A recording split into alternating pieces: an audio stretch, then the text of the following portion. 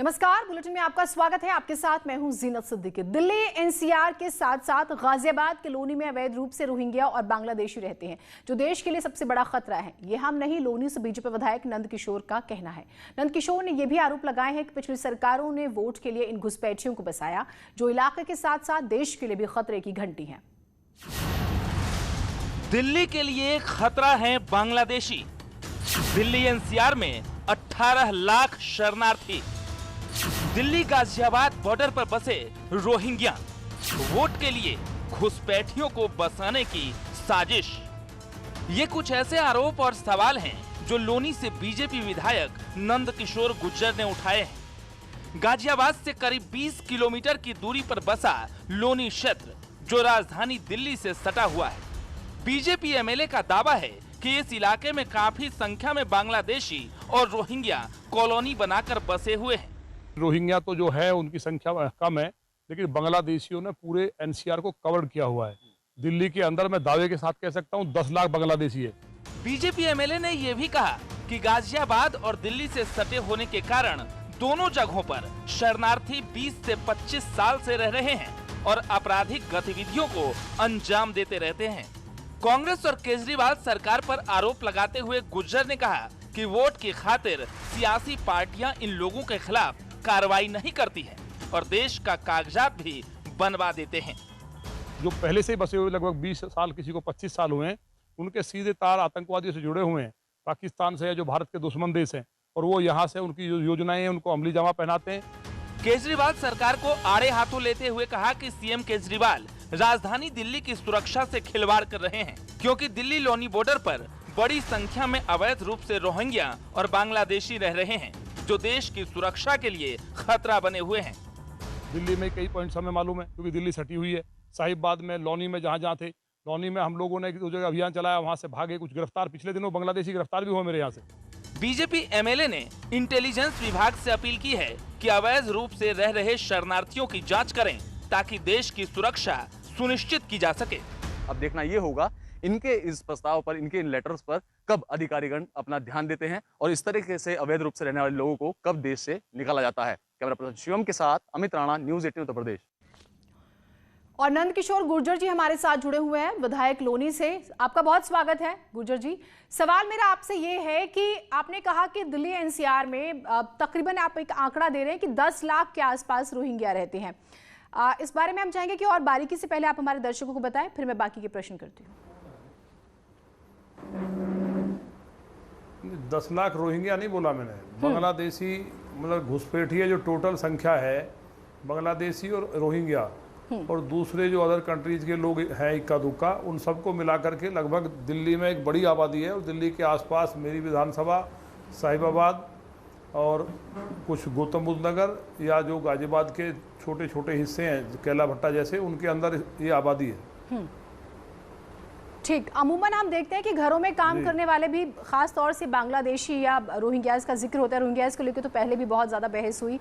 एक जो बहुत ज़रूरी चीज़ है कि जब इन लोगों को चेक किया जाता है, ज़्यादातर के पास राशन कार्ड मिलते हैं, तमाम डॉक्यूमेंट्स मिलते हैं, फिर सवाल उठता है कि ये लोग कहाँ से बनवा लेते हैं।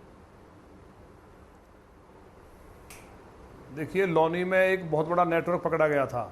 लोनी थाने से मात्र 200 मीटर की दूरी पे, जहाँ फर्जी आधार कार्ड, मेरा एक लेटर बनाया हुआ था फर्जी, और उसके आधार कार्ड के आधार पे फिर ये राशन कार्ड और तमाम चीज़ें, पैन कार्ड, सारी चीज़ें बनवा लेते हैं। और ये एक बहुत बड़े पैमाने पे चल रहा है। दिल्ली में अक्षरधाम में, एक अक्षरधाम के पास एक वो ऑफिस है, वहाँ लगातार फर्जी आधार कार्ड बनाने का काम चल रहा है। जब मुझे जानकारी है तो खुफिया एजेंसियों को भी और दिल्ली पुलिस को जानकारी निश्चित होगी। तो मुझे उम्मीद है कि अब जिस तरह कार्रवाई शुरू हुई है, एक बड़ी कार्रवाई होगी। और देश की सुरक्षा के लिए जितना बड़ा खतरा है आप सोच नहीं सकते। अभी तो ये 2 पकड़े हैं टीएस ने, उससे पहले मेरे यहाँ जो पार्लियामेंट पे हमला हुआ था, तो उसके जो हमले का जो दोषी था उसको लोनी से पकड़ा गया था। और एक बहुत बड़ी आबादी है, बनने के बाद हमने अभियान चलाया तो वहाँ से कुछ लोग हटे और साहिबाबाद विधानसभा के कोने पर जा कर के आज भी वहाँ उनकी झुग्गियाँ पड़ी हुई हैं। और वो एक बहुत बड़ा उनका नेटवर्क है, और वो उनके निश्चित रूप से तार बांग्लादेश और पाकिस्तान से, जो दुश्मन देश से जुड़े हुए हैं। और जो रोहिंग्या हैं वो समय समय पर पकड़े जाते ही हैं। तो हमने यही मांग की थी उसमें लेटर में कि एक सर्च अभियान चलाया जाए और सबका पता किया जाए कि यहाँ कितने लोग और कौन कौन लोग रह रहे हैं, तो सारी चीज क्लियर हो जाएगी और इसको करना बहुत जरूरी है देश की आंतरिक सुरक्षा आपने के तो लिए। बाकायदा जगह का भी जिक्र किया, अक्षरधाम का आप जिक्र कर रहे हैं, आपने कहा कि बहुत बड़ा खतरा है, तो मैं चाहूंगी आप हमारे दर्शकों को बताएं कि किस तरह से खतरा है।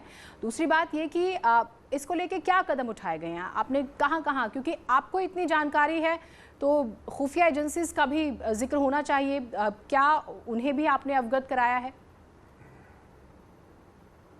देखिए, खुफिया एजेंसी की जब मैंने लेटर लिखा है हाँ। तो वो एक्टिव हुई है। आजकल हुआ क्या है इस देश में, पहले तो कांग्रेस ने इस पूरे सिस्टम को एक व्यवस्थित तरीके से पूरे भारत के अंदर पूरे द्वार खोल दिए थे और लगभग कम से कम 2 करोड़ लोग जो विदेशी घुसपैठिया भारत में रह रहा है, कुल आबादी का लगभग 1.5% से ज़्यादा घुसपैठिया भारत के अंदर है। जो तमाम आसाम और बंगाल के अंदर हम लोग गंगा यात्रा के दौरान गए थे तो तमाम बांग्लादेश के लोगों ने वहां आकर के मूल निवासियों की जमीनें कब्जा कर ली, उनके मकान छीन लिए और बिहार के साथ साथ बसते हुए और दिल्ली तक इन्होंने चारों तरफ घेर लिया है।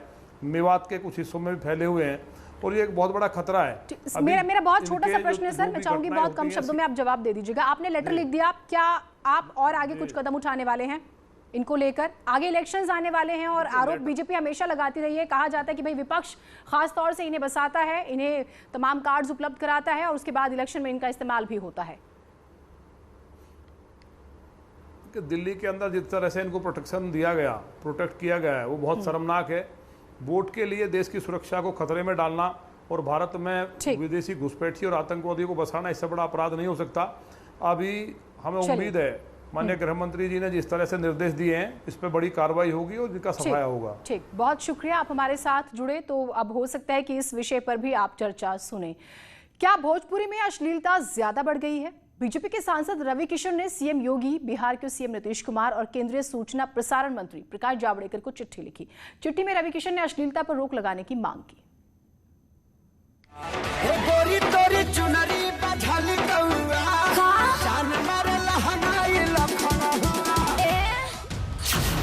क्या खेसारी लाल के अश्लील गानों पर लगेगी रोक?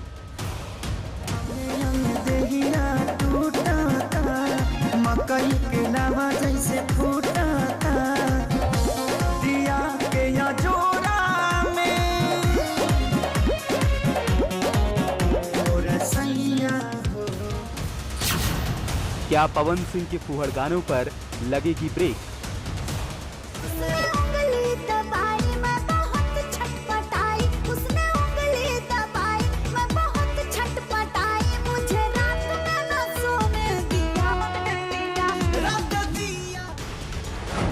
क्या भोजपुरी के गानों ने समाज में गंदगी फैलाई?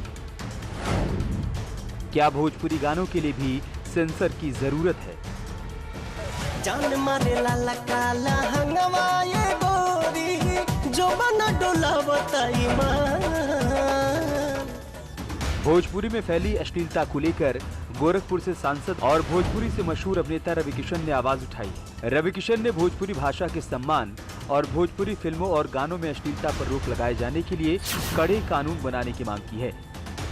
रवि किशन जी ने जो स्टेप उठाया है वो बहुत अच्छा स्टेप है। मुझे लगता है कि भोजपुरी इंडस्ट्री के ग्रोथ के लिए ये होना चाहिए कि जो अश्लील गाने बन रहे हैं उस पर बैन लगना चाहिए, क्योंकि लोगों को ये लगता है, बाहर की जो इंडस्ट्री के लोग हैं या बाहर के जो लोग हैं जो भोजपुरी से जिनका कोई कनेक्शन नहीं है, उनको लगता है कि भोजपुरी इज इक्वल टू अश्लीलता।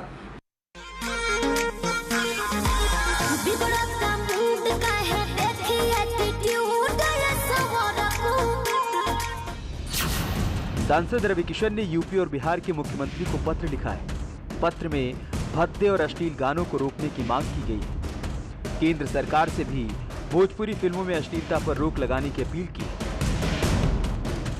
रवि किशन ने कहा कि देश में 25 करोड़ से ज्यादा लोग भोजपुरी जानते हैं और दुनिया भर में भोजपुरी बोलने वाले लोग हैं। ऐसे में अश्लीलता की वजह से भोजपुरी समाज की इमेज खराब हो रही है। रवि किशन की इस मुहिम में कई और अभिनेता भी जुड़ गए हैं। जब से रवि किशन जी लोकसभा में गए एक मेंबर ऑफ पार्लियामेंट की हैसियत से, तब भी उन्होंने भोजपुरी की आवाज़ को बहुत ही बुलंद किया। और आज जो उन्होंने कदम उठाया है, भोजपुरी जो आज तक भोजपुरी पे सबसे ज़्यादा बदनुमा दाग लगा चलता आ रहा है वो है अश्लीलता का, और वो अश्लीलता सबसे ज़्यादा परोसी जाती है भोजपुरी गानों में, एल्बम्स में। ऐसा नहीं है कि भोजपुरी गानों में अच्छे गाने नहीं होते, अच्छे गानों की भी लंबी फहरिस्त है।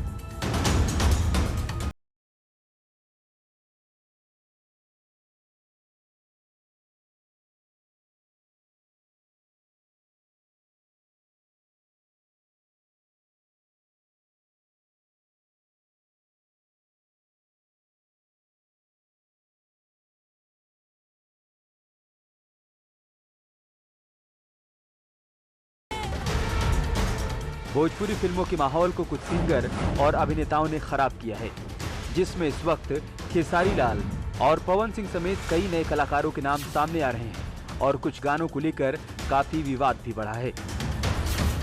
और मैं इस चीज़ का समर्थन करता हूं। मैं एक भोजपुरी सिंगर होने के नाते कई सारे इंटरव्यू में मैंने बोला है, लोग बोलते हैं कि भोजपुरी में इतना अश्लीलता क्यों है, तो मैं ये बोलता हूं कि हर गीत अश्लील नहीं होता। हमारी जो ऑडियंस सुनती है हम वही सुनाते हैं। लेकिन रही बात कि भोजपुरी एल्बम की रही बात, तो अभी तक भोजपुरी एल्बम में जब हम लोग सीडी एल्बम गाते थे, जब सीडी का दौर था, तो उस समय सेंसर होता था, तो हम लोग का सीडी जो भी रिलीज होता था सेंसर से पास होता था। लेकिन जब से डिजिटल हुआ है, जब से यूट्यूब पे गाने रिलीज होते हैं, उसमें कोई गाना सेंसर बोर्ड से नहीं रिलीज होता है। रवि किशन ने सूचना एवं प्रसारण मंत्री प्रकाश जावड़ेकर, प्रहलाद सिंह पटेल, संस्कृति मंत्रालय के केंद्रीय राज्य मंत्री को भी चिट्ठी लिखी है। रवि किशन की इस चिट्ठी से भोजपुरी फिल्मों में फैली अश्लीलता के खिलाफ फिर से आवाज उठी है।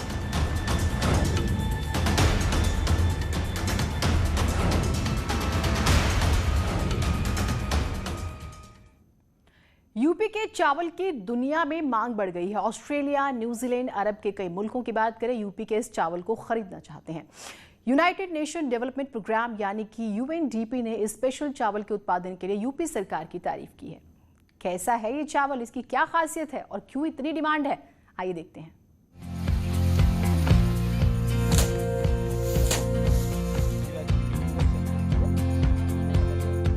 हरे भरे खेत और धान की लहलहाती फसल। यूपी में अभी धान की रोपाई शुरू नहीं हुई है, लेकिन नर्सरी लगा दी गई है। यूं तो धान की खेती उत्तर प्रदेश के लगभग हर जिले में होती है, लेकिन पूर्वांचल के चंदौली में धान की विशेष किस्म की खेती होती है। इस धान को ब्लैक राइस कहते हैं। यूएनडीपी ने यूपी के इसी ब्लैक राइस की तारीफ की है। ब्लैक राइस की खेती क्यों खास है, इस चावल की मांग अंतर्राष्ट्रीय बाजार में क्यों बढ़ गई है, क्यों यूनाइटेड नेशन डेवलपमेंट प्रोग्राम ने इस चावल के प्रोडक्शन के लिए यूपी की तारीफ की है। आज ब्लैक राइस की खेती और उसके फायदे के बारे में हम आपको विस्तार से बताएंगे। ब्लैक राइस के उत्पादन को लेकर के उत्तर प्रदेश सरकार और जिला प्रशासन की पहल अब सफल होती दिख रही है। 2018 में केंद्रीय मंत्री मेनका गांधी ने मणिपुर से इस चावल के बीज को मंगाया था और 10 हेक्टेयर में 30 किसानों ने इस चावल की खेती की थी। आज जो आंकड़ा सामने आया है उसमें 1000 से ज़्यादा किसान इस चावल की खेती कर रहे हैं। ब्लैक राइस की खेती यूपी के चंदौली और सोनभद्र में होती है। यहाँ के किसानों ने इस चावल की खेती साल 2018 में शुरू की थी। उस वक्त किसानों ने इस फसल को प्रयोग के तौर पर लगाया था, लेकिन जब फसल तैयार हुई तो किसानों की खुशी का ठिकाना नहीं रहा। ब्लैक राइस की खेती करने वाले किसान कहते हैं कि इस फसल की डिमांड ज्यादा है, इसलिए अच्छे दाम पर बिक जाती है। पहली बार हम किए थे और तब से आज तक जो है बराबर इसकी खेती कर रहे हैं और भविष्य में भी करते रहेंगे। इस धान की प्रजाति का नाम है चाकाहो और ये शुगर फ्री है। इसमें जिंक है, आयरन है, मैग्नीज है, कैल्शियम है, ब्लड प्रेशर अवरोधी है तथा शुगर के मरीजों के लिए फ़ायदेमंद है। 2018 से हम लोग खेती कर रहे हैं और अदर धानों की अपेक्षा बेहतर है और बढ़िया है, पैदावार भी अच्छा है, रेट भी बढ़िया मिल रहा है, मेहनत तो सेम लग रहा है और प्रॉफिट भी अच्छा है, दुगना है, तो इसलिए इसी को करने में ज़्यादा लाभ है हम लोग। ब्लैक राइस की खेती ने चंदौली जिले को नई पहचान दी है। सीएम योगी ने जब ओडीओपी योजना शुरू की तो उसमें चंदौली के ब्लैक राइस को इस जिले का प्रोडक्ट माना गया। ब्लैक राइस की खेती में उतनी मेहनत नहीं लगती जितनी कि धान की बाकी फसलों में, लेकिन इसकी खास बात यह है कि उतनी मेहनत में अच्छी पैदावार देता है और ये चावल औषधि गुणों से भरपूर है। चंदौली का ब्लैक राइस औषधि गुणों वाला चावल है। आपको बता दें कि इसमें कैंसर, बीपी, शुगर और तमाम ऐसे बड़े रोगों को रोकने की क्षमता है।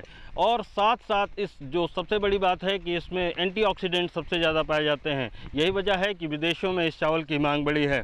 ऑस्ट्रेलिया, न्यूजीलैंड के बाद अब खाड़ी देशों में इस चावल की मांग बढ़ी है। और इसमें एक ख़ास बात और है कि इस चावल का उत्पादन पूरी तरह से ऑर्गेनिक रूप से किया जाता है। इस चावल की खेती पूरी तरीके से ऑर्गेनिक है। ये चावल शुगर फ्री है, साथ ही इसमें कैंसर जैसी खतरनाक बीमारी को रोकने की भी क्षमता होती है। इसमें एंटीऑक्सीडेंट तत्व भी भरपूर मात्रा में पाया जाता है।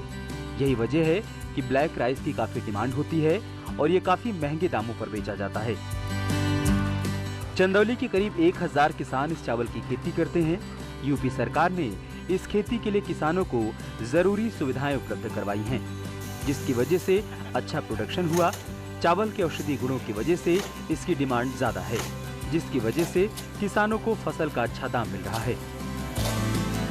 चंदौली के काला चावल की खेती और विदेश में इसके निर्यात को लेकर के यूएनडीपी ने उत्तर प्रदेश सरकार की इस नीति की सराहना की है।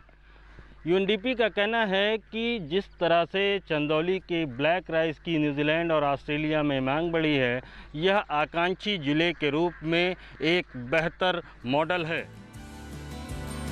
यूनाइटेड नेशन डेवलपमेंट प्रोग्राम ने इस चावल को एक्सपोर्ट और उसके उत्पादन में किसानों की मदद के लिए यूपी सरकार की तारीफ की है। नितिन गोस्वामी, न्यूज़ 18, चंदौली। एक छोटा सा ब्रेक ले रहे हैं, कहीं मत जाइएगा। बारिश की शुरुआत होते ही सड़कों की बदहाली सामने आने लगी। हरदोई में खस्ताहाल सड़क को बनवाने के लिए स्थानीय लोगों ने अनोखा प्रदर्शन किया। ये धान की रोपाई किसी खेत में नहीं बल्कि एक व्यस्त सड़क पर की जा रही है। हरदोई में बघोली से प्रतापनगर की करीब 18 किलोमीटर सड़क ऐसी है जिसमें गड्ढे ही गड्ढे हैं। गड्ढे इतने खतरनाक हैं कि आए दिन हादसे हो रहे हैं। इसी परेशानी को देखते हुए लोगों ने अनोखा विरोध प्रदर्शन किया और सड़क पर ही धान की रोपाई शुरू कर दी। काफी दिनों से बदहाल है यहाँ पर, 20 सालों से इसका नवीनीकरण नहीं हुआ है और ये रोड धार्मिक स्तर से भी बहुत महत्वपूर्ण है। गंगा से गोमती को जोड़ता है। वही राजनीतिक स्तर से अहिरोरी जो ब्लॉक है, अहिरोरी से राजनीति की शुरुआत बताई जाती है। यहाँ पर मिनिस्टर, कैबिनेट मंत्री और ये सब रहे हैं अपनी अहिरोरी में। एक से एक बड़ा अधिकारी, जज और डीआईजी, ये सब इसी बघौली क्षेत्र में ही आते हैं, लेकिन इसकी बदहाली पर आज तक सुधार नहीं हो सका है। आज जनता आक्रोशित है। नाराज लोगों का कहना है कि बदहाल सड़क की शिकायत कई बार स्थानीय प्रतिनिधियों के साथ अधिकारियों से की गई, लेकिन अब तक कार्रवाई नहीं हुई। संदेश ये दिया गया है आज कि आज तो रोपाई की गई है, आगे इससे भी बड़े आंदोलन किए जाएंगे। जिस तरह से कहा जाता है, सुना जाता है कि जिलाधिकारी महोदय के पास एक विशेषाधिकार है, उसके तहत इसके जो गड्ढे हैं उनको पाटा जा सकता है। तो ये मांग की गई है, ये संदेश उन तक पहुंचाया जाना है कि जिलाधिकारी महोदय इसको संज्ञान में लेकर इस पर उचित कार्रवाई करें। बहरहाल सड़क पर धान की रोपाई के बाद लोगों ने इलाके के एसओ को सीएम और डीएम के नाम ज्ञापन सौंपा और जल्द से जल्द सड़क बनाने की मांग की। न्यूज़ 18 के लिए हरदोई से आशीष मिश्रा की रिपोर्ट। नेटवर्क 18 फेडरल बैंक संजीवनी गाड़ी देश में कोरोना प्रभावित इलाकों की यात्रा कर रही है। वैक्सीन को लेकर जागरूकता लाने में सहयोग देकर आप भी हमारी मदद कर सकते हैं। आपको दिखाते हैं आज संजीवनी गाड़ी किन इलाकों का दौरा कर रही है।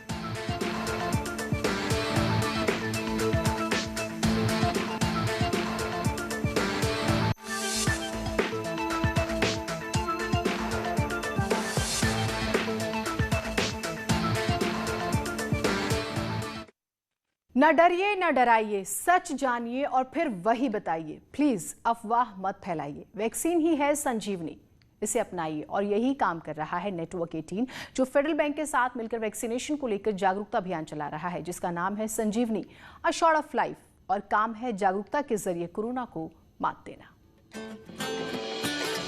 टीका लगा, जरा टीका लगा, जब अपनी बारी आए टीका लगा, हो ये जो ढाल सी है वो कमाल सी है, संजीवनी आई यहाँ। टीका लगा, जरा टीका लगा, जरा टीका टीका टीका टीका लगाया क्या?